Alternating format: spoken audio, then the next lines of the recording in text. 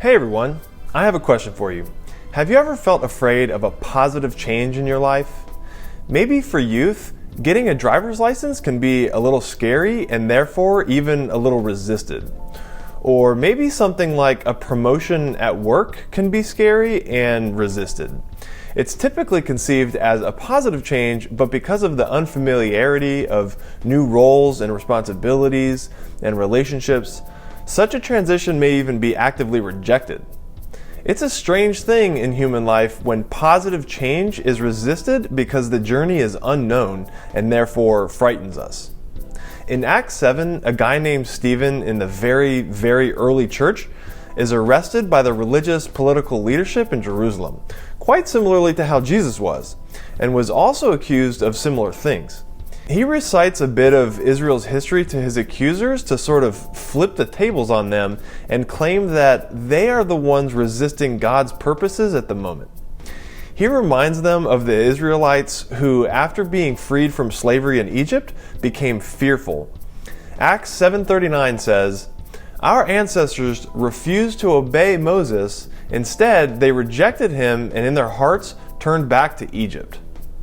The story he's referring to says this in Exodus 16. "The Israelites said to Moses, 'If only we had died by the hand of the Lord in the land of Egypt when we sat down by the flesh pots and ate our fill of bread. For you have brought us out into this wilderness to kill this whole assembly with hunger.'" God was delivering them from slavery to freedom, and they wanted to return to the slavery. Why did they long for Egypt? Because the change felt frightening and uncertain. Even though God offered freedom and a future filled with promise, they wanted to return to the familiarity of oppression simply because it was known. This same fear led society's leaders to reject and crucify Jesus. He represented a transformative vision, one of radical compassion, unlimited mercy, and even love for enemies. Yet because his message challenged their status quo, they rejected him who embodied the very presence and purpose of God among them. After Jesus' resurrection, this struggle continued too. The early church was healing people, breaking down barriers, and inviting all into a deeper covenant relationship with God. But again, the religious leaders responded by imprisoning and silencing these disciples. They couldn't see past their fear of losing control to embrace the new thing that God was doing. This tension between uncertainty and trust is part of our journey too. Change is difficult because it carries unknowns. Often we prefer the familiar even if it limits us, because stepping forward feels risky.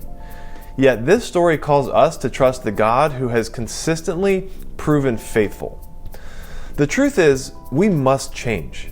Our growth, spiritually and communally, depends on embracing transformation, and it's okay to feel uncertainty and even fear.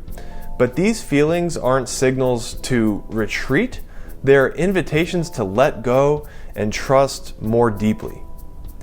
God is actively leading us forward, and God's presence offers peace in uncertainty, power in weakness, and assurance in the unknown. Transitions may not always unfold exactly as we imagine, but when we follow the Spirit's leading, we move confidently toward greater joy, deeper community, and profound love for all. Amen.